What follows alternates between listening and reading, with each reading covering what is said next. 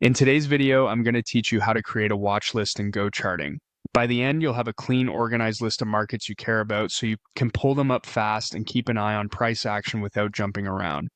Start by opening your browser and heading to the GoCharting website.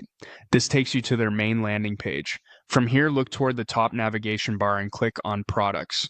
That expands a menu of tools offered by the platform. Next, choose Charts. This opens the charting workspace, which is where you'll create and manage your watch lists. If the page takes a moment to load, give it a second.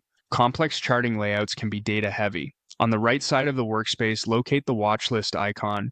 It looks like two stacked rectangular boxes. Click it to reveal the watch list panel.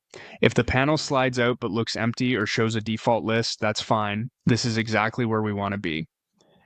At the top of this panel, find the watch list drop-down icon.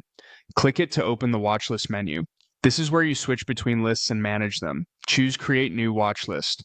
A small dialog appears asking for a name. Type a clear, descriptive title so you know what belongs in it, something like Crypto Majors, US Tech, or Futures Scalp Setups. Short, meaningful names make it easier to spot the right list later, especially if you build several. When you're happy with the name, click Create. Your new watch list is now active, and you'll see it selected in the drop-down at the top of the panel.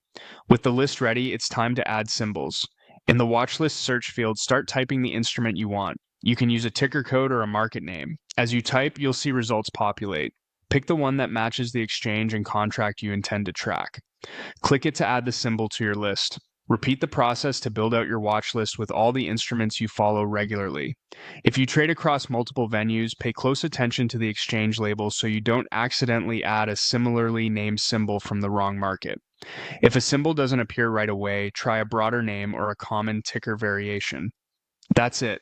You've created a new watch list, named it clearly, and added the symbols you care about. Keep this panel open while you work so you can jump between charts instantly, and you'll save time every session.